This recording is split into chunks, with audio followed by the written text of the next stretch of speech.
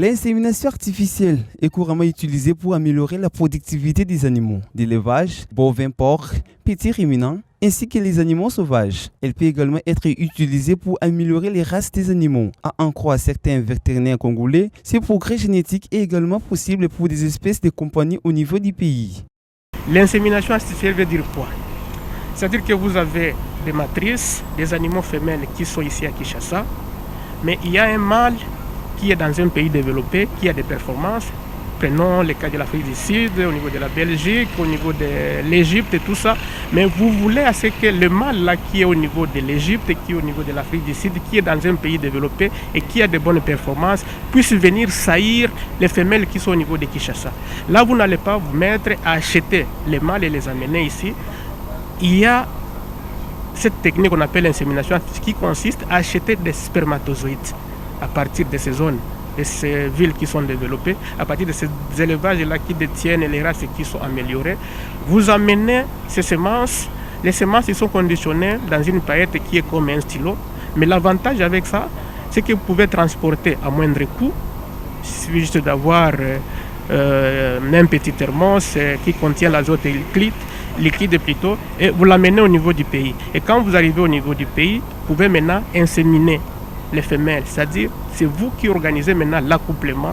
Selon les scientifiques, la technique de reproduction artificielle des animaux offre beaucoup d'avantages dans l'élevage des animaux, une situation qui pourrait être bénéfique pour les pays sur le plan économique. De vos semences avec les femelles. Mais là, il faudra que vous puissiez maîtriser la physiologie animale, connaître la période pendant laquelle la femelle est en chaleur, et vous venez à travers les instruments qu'on appelle les inséminettes, vous introduisez la semence là-dedans, c'est comme une seringue, et vous venez injecter dans la voie génitale de la femelle. Et là, une femelle qui est au Congo sera saillie avec un mâle qui est dans un pays développé. L'avantage avec l'insémination artificielle, c'est que une paillette que vous avez amenée peut réussir à inséminer autant de femelles. Une centaine de femelles qui sont au niveau du Congo, ils sont saillis par un seul mâle.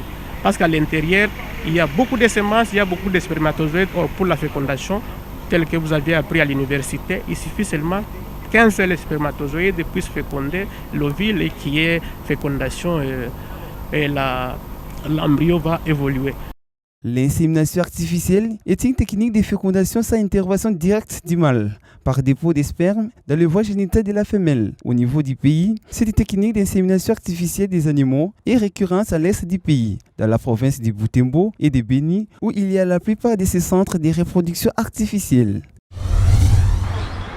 C'est sur cette place des évolués que ces jeunes militants de l'environnement se sont donné rendez-vous pour commémorer la journée mondiale du climat le 8 décembre. Venus de tous les 4 coins de la capitale congolaise, ces hommes et femmes ont marché côte à côte le long de l'avenue Roi-Baudouin, tenant à leurs mains des messages forts sur le climat au niveau du pays et les bien fondés de la protection de l'environnement. Leur point de chute était le secrétariat général à la primature. Nous venons de déposer les mémos ici à la primature. Nous étions accompagnés d'une délégation de la jeunesse pour les comptes du Conseil national de la jeunesse et la société civile que nous représentons. Nous avons réussi une bonne réponse parce que des plaidoyers étaient déjà menés en amont. Et aujourd'hui, c'était la toute dernière activité en marge de la journée internationale du climat pour finir ce que nous avions commencé.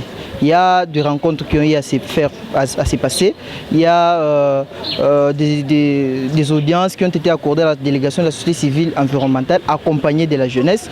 Je crois que les mémos n'étaient que la dernière étape. Nous n'allons pas rester indifférents. C'est une lutte et nous irons jusqu'au bout. La jeunesse environnementale à Kinshasa a au cours de cette journée dit non aux différents projets contenant aucune évaluation d'impact environnemental au préalable soit menés dans et aux alentours des aires protégées du pays. Mon message ici synthétise tout. Nous avons entendu la construction de l'université dans le parc national de Virunga, l'exploitation des minerais, en particulier de l'or, dans la réserve de faune à Okapi. Je dirais, comme je le dis toujours, la protection de l'environnement ne devrait pas compromettre le développement. Nous ne sommes pas là pour dire non à ça. Nous sommes pour la construction de l'université. Nous sommes pour l'exploitation minière pour notre développement. Mais pourquoi nous sommes là? Nous sommes là pour le respect des lois en ce qui concerne la protection de l'environnement. Est-ce permis d'ériger une université dans un parc? Si c'est oui, nous sommes d'accord. Si c'est non, c'est aux autorités de revoir. Exploiter de l'or dans la réserve de faune à Okapi, ça paraît un tout petit peu absurde. C'est pour ça que nous demandons aux autorités de prendre des dispositions adéquates justement, pour que même s'il y a l'exploitation, mais que cette exploitation respecte les limites de la réserve de faune à Okapi et que cette exploitation ne porte pas atteinte à l'intégrité de la réserve. Cette démarche est saluée par la société civile environnementale qui, par la circonstance, invite les décideurs de la République démocratique du Congo d'adopter des décisions concrètes en faveur du climat et de la protection réelle des aires protégées, en accord avec ces engagements signés au niveau international. Nous soutenons leur voix sur la non-spoliation des aires protégées afin que nous puissions tous ensemble agir dans la direction de soutenir la vision du chef de l'État dans le cadre de la RDC Pays Solution. Solution pour nous-mêmes avant d'être solution pour les autres. La société civile environnementale a pour mandat de construire cette classe sociale de défenseurs écologiques pour qu'ils haussent leur ton et faire entendre leur voix auprès des décideurs politiques, parce que la gestion de ce pays ainsi que ses écosystèmes qui contribuent à l'équilibre planétaire dépend de cette jeunesse qui a une ressource potentielle pour notre pays, pour le demain.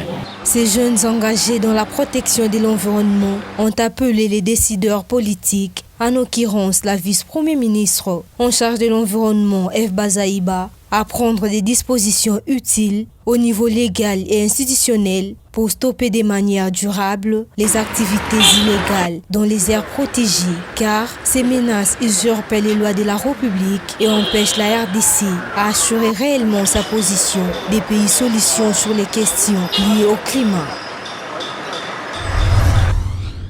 Un laboratoire national de contrôle de qualité des produits pharmaceutiques a vu le jour à Kinshasa. Est-ce pour répondre aux besoins de la fourniture des produits de qualité à la population? À en croire la cellule de communication du ministre de la Santé qui livre cette information, c'est le mercredi 8 décembre 2021 que le docteur Jean-Jacques Mbungani a inauguré cette institution publique dont la mission est de contrôler la qualité des produits pharmaceutiques, phytosanitaires et sanitaires en RDC. Cette œuvre naît au moment où la criminalité pharmaceutique s'en va grandissante en République démocratique du Congo. Plusieurs individus en ont fait un véritable métier. Des œuvres de ce genre sont un véritable besoin pour notre pays. Mais force est de constater qu'après avoir vu le jour, plusieurs institutions publiques servent une certaine catégorie de personnes et en écartent d'autres. Ce laboratoire de haute portée joue un rôle essentiel dans la capacité de la RDC à évaluer et analyser la qualité des médicaments mis à la disposition de la population.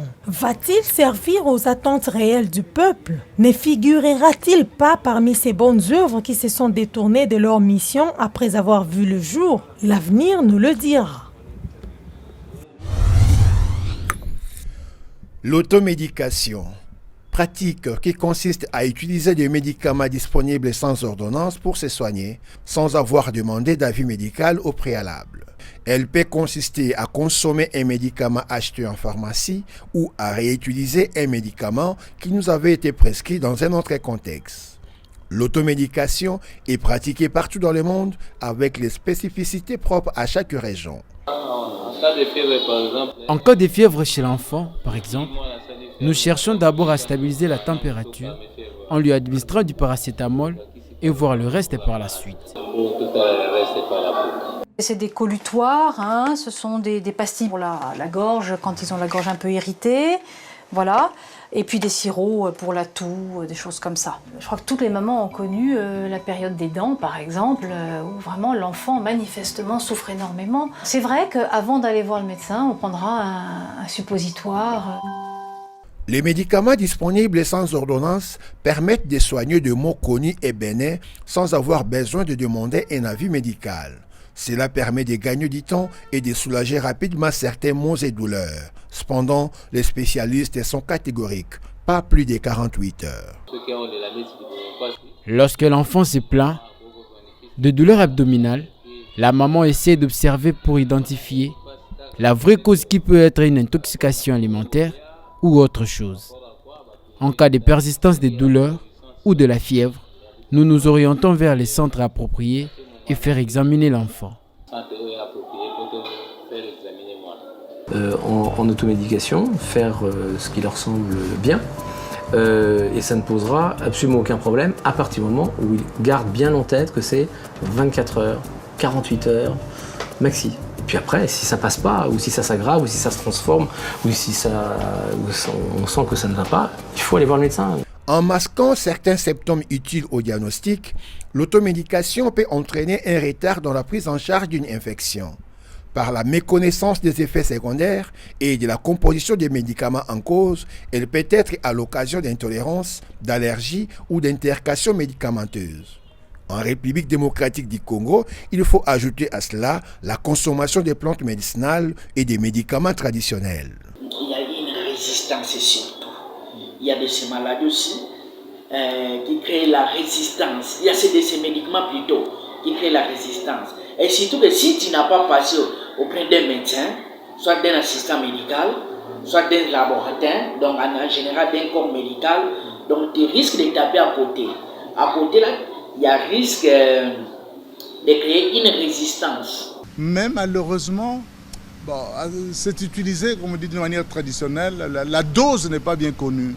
Et même à l'époque, ça avait entraîné beaucoup d'accidents en milieu rural. Tout médicament est poison, tout poison est médicament, tout n'est qu'une question de dosage. Les médicaments ne sont pas des bonbons. Ils sont bénéfiques pour lutter contre une pathologie donnée. Ils ont également des effets secondaires plus ou moins sévères.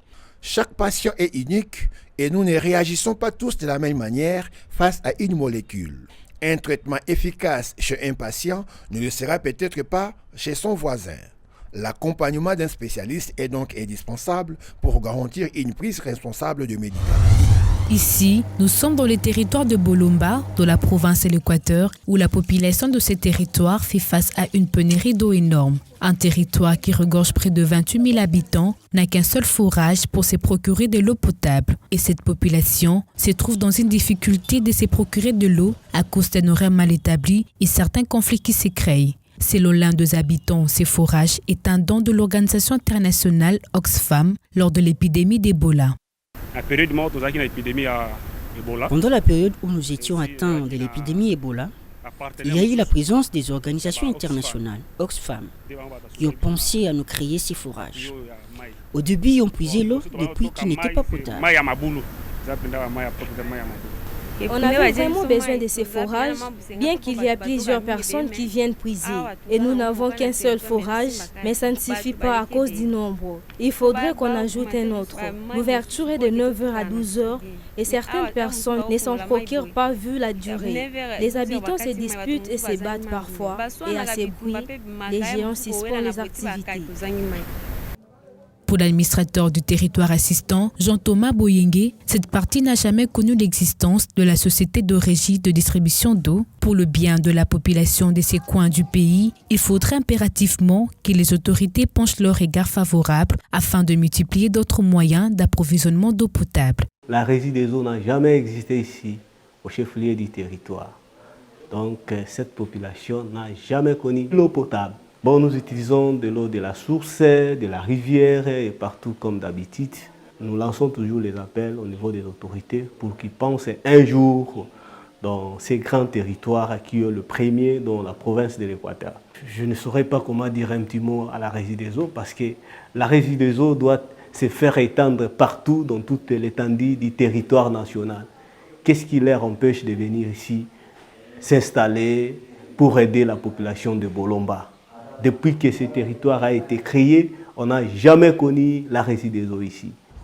L'implication des autorités de la société Régie des eaux dans l'un des plus grands territoires de la province de l'Équateur serait bénéfique non seulement pour cette population, mais également générer l'argent dans les trésors publics. Car dit-on, l'eau, c'est la vie.